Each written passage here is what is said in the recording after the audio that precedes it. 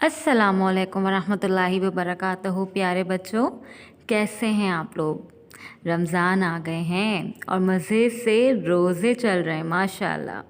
तमाम बच्चे रोज़े रख रहे होंगे और जो बहुत छोटे हैं वो चिड़ी रोज़ा रख रहे होंगे, थोड़े थोड़े दिन का रोज़ा। अच्छा, आज का जो हमारा टॉपिक है वो रोज़े से मुताल्लिक ही है। ठीक है, रोज़े में बहुत सारी चीज़ों की हिफाजत करनी होती है, उनमें से एक ज़बान भी है। तो इसीलिए आज का हमारा टॉपिक है रोज़ा और ज़बान की हिफाजत।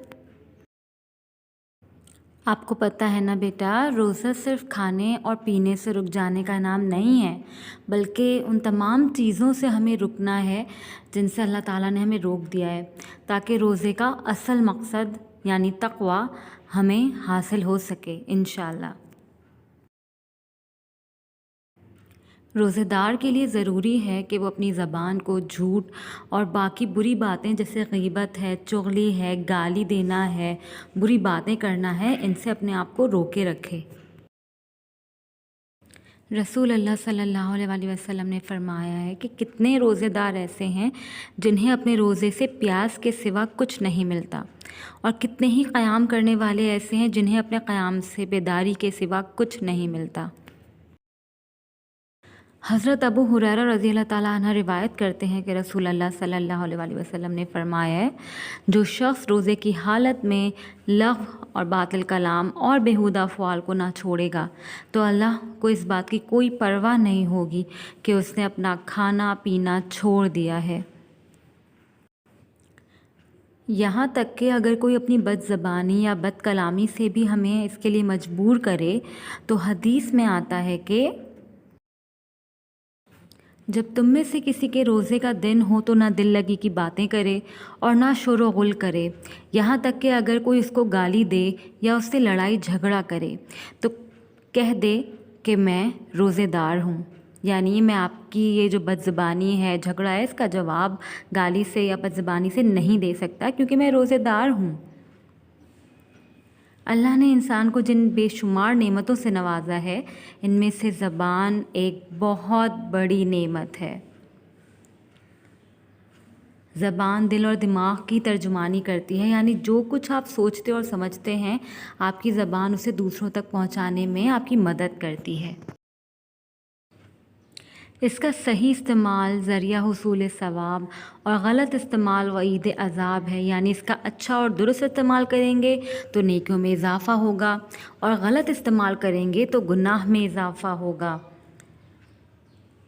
अहादीस नबवी सल्लल्लाहु अलैहि वसल्लम में इस्लाह ज़बान को ज़रूरी करार दिया गया है।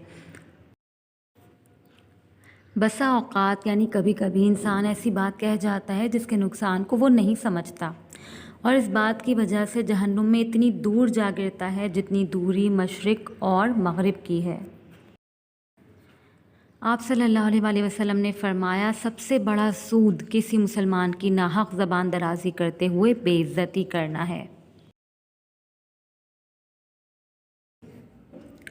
आप सल्लल्लाहु अलैहि वसल्लम ने अपनी ज़बान मुबारक को पकड़कर हज़रत माज़ रज़ी अल्लाह ताला अन्हा को यूँ नसीहत फरमाई, ज़बान को अपने काबू में रखो।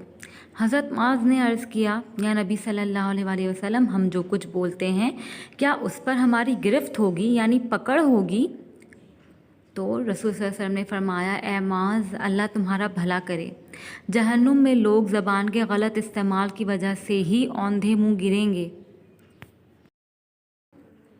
एक और हदीस है कि इंसान की अक्सर ख़ताएँ उसकी ज़बान से सरज़द होती हैं। यहाँ ऐसी कौन सी ख़ताओं या बुराइयों का ज़िक्र हो रहा है जो अक्सर हमारी ज़बान से सरज़द होती हैं? झूठ, चुगली, ग़ीबत, बुहतान, बदज़बानी, गालम गलोच, फ़ज़ूल गोई और फ़ज़ूल बहस। क्या आपको मालूम है झूठ बोलना कैसा है?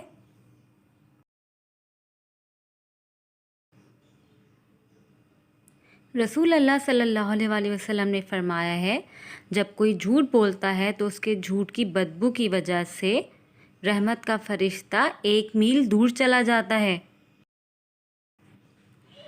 عبداللہ بن مسعود رضی اللہ تعالیٰ عنہ نے بیان کیا کہ نبی کریم صلی اللہ علیہ وسلم نے فرمایا، بلا شبہ سچ آدمی کو نیکی کی طرف بلاتا ہے اور نیکی جنت کی طرف لے جاتی ہے، اور ایک شخص سچ بولتا رہتا ہے یہاں تک کہ وہ صدیق کا لقب اور مرتبہ حاصل کر لیتا ہے، اور بلا شبہ جھوٹ برائی کی طرف لے جاتا ہے اور برائی جہنم کی طرف، اور ایک شخص جھوٹ بولتا رہتا ہے یہاں تک کہ وہ اللہ کے یہاں بھی بہت جھوٹا لکھ دیا جاتا ہے۔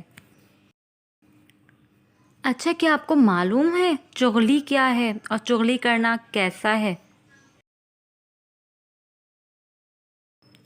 حضرت حذیفہ رضی اللہ تعالیٰ عنہ سے روایت ہے کہ رسول اللہ صلی اللہ علیہ وسلم نے فرمایا، چغل خور جنت میں نہیں جائے گا۔ غیبت اور بہتان کیا ہے اور ان دونوں میں فرق کیا ہے؟ حضرت ابو ہریرہ رضی اللہ تعالیٰ عنہ سے روایت ہے کہ رسول اللہ صلی اللہ علیہ وسلم نے ارشاد فرمایا، کیا تم جانتے ہو کہ غیبت کس کو کہتے ہیں؟ صحابہ رضی اللہ تعالیٰ عنہ نے عرض کیا، اللہ اور اس کے رسول ہی زیادہ جانتے ہیں۔ آپ صلی اللہ علیہ وسلم نے ارشاد فرمایا، اپنے مسلمان بھائی کی غیر موجودگی میں اس کے بارے میں ایسی بات کہنا جو اسے ناگوار گزرے، یعنی اگر وہ یہ بات سن لے تو اسے پسند نہیں آئے، بس یہی غیبت ہے۔ کسی نے عرض کیا، اگر میں اپنے بھائی کی کوئی ایسی برائی ذکر کروں جو حقیقت میں اس میں ہو تو کیا یہ بھی غیبت ہے؟ آپ صلی اللہ علیہ وسلم نے ارشاد فرمایا، اگر وہ برائی جو تم بیان کر رہے ہو اس میں موجود ہے تو تم نے اس کی غیبت کی، اور اگر وہ برائی جو تم بیان کر رہے ہو اس میں موجود ہی نہ ہو تو پھر تو تم نے اس پر بہتان باندھا، یعنی تم نے اس کے اوپر اتنا بڑا الزام لگایا۔ حضرت انس رضی اللہ تعالیٰ عنہ روایت کرتے ہیں کہ رسول اللہ صلی اللہ علیہ وسلم نے فرمایا، جب میرا رب مجھے معراج پر لے گیا تو میں ایسے لوگوں کے پاس سے گزرا جن کے ناخن تانبے کے تھے، وہ اپنے چہروں اور سینوں کو ناخنوں سے نوچ رہے تھے۔ میں نے پوچھا، اے جبرائیل، یہ کون لوگ ہیں؟ انہوں نے بتایا، یہ وہ لوگ ہیں جو لوگوں کا گوشت کھاتے تھے، ان کی غیبتیں کرتے تھے اور ان کی عزتیں پامال کرتے تھے۔ بد زبانی اور گالم گلوچ کرنا کیسا ہے؟ یعنی دوسروں کو گالیاں دینا اور بری باتیں بولنا دوسروں کو، یہ کیسی بات ہے؟ نبی صلی اللہ علیہ وسلم نے فرمایا ہے، مومن لان تان کرنے والا نہیں ہوتا اور نہ ہی فحش گو اور بد کلام ہوتا ہے۔ سیدنا عبداللہ بن عمر رضی اللہ تعالیٰ عنہ نے کہا کہ آپ صلی اللہ علیہ وسلم نے فرمایا، سب سے بڑا کبیرہ گناہ یہ ہے کہ آدمی اپنے ماں باپ کو گالی دے۔ لوگوں نے عرض کی کہ بھلا اپنے ماں باپ کو کون دے سکتا ہے گالی؟ تو آپ صلی اللہ علیہ وسلم نے فرمایا، اس طرح کہ کوئی شخص کسی کے باپ کو گالی دے اور وہ شخص جس کو گالی دی گئی ہو جواب میں اس گالی دینے والے کے ماں باپ کو بھی گالی دے دے، اور یہ کہ کسی کی ماں کو گالی دے اور وہ اس کے بدلے میں اس کی ماں کو گالی دے، یعنی اگر ایک شخص کسی دوسرے کو گالی دیتا ہے ماں کی یا باپ کی تو پلٹ کے وہ بھی تو آپ کو گالی دے سکتا ہے، یعنی اپنے ماں باپ کو گالی دلوانے میں آپ نے ہی پہل کی۔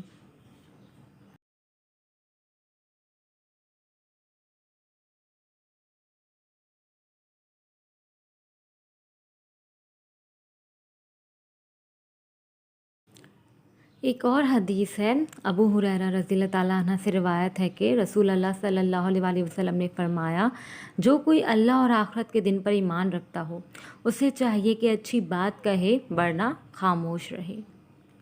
رسول اللہ صلی اللہ علیہ وسلم نے فرمایا، جنت میں ایسے بالا خانے ہیں جن کا اندرونی حصہ باہر سے اور بیرونی حصہ اندر سے نظر آتا ہے، یعنی ہم کہیں گے اس وقت کی زبان میں کہ ٹرانسپیرنٹ ہے یا شیشے کا ہے۔ ابو مالک اشعری رضی اللہ تعالیٰ عنہ نے پوچھا، اے اللہ کے رسول صلی اللہ علیہ وسلم، یہ بالا خانے کن لوگوں کے حصے میں آئیں گے؟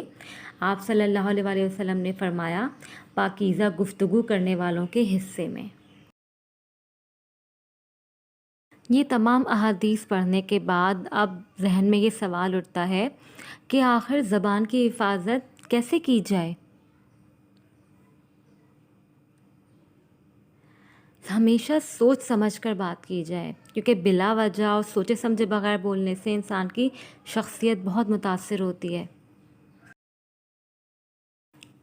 عقل مند انسان کی یہ صفت ہوتی ہے کہ وہ ہمیشہ سوچ کر بولتا ہے، جبکہ بے وقوف ہمیشہ بولنے کے بعد سوچتا ہے۔ اللہ اور اس کے رسول صلی اللہ علیہ وآلہ وسلم نے جن باتوں سے منع فرمایا ہے ان سے جتنی ممکن ہو اتنا بچا جائے، اجتناب کیا جائے۔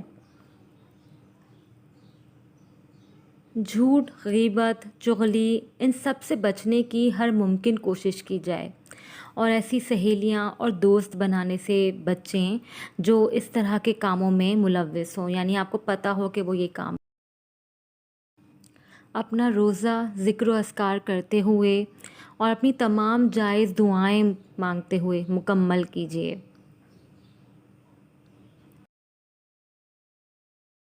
امید ہے آپ کو یہ ویڈیو ضرور پسند آئی ہوگی۔ اس طرح کی مزید تربیتی ویڈیوز دیکھنے کے لیے ہمارا چینل سبسکرائب کر لیں۔ اللہ حافظ۔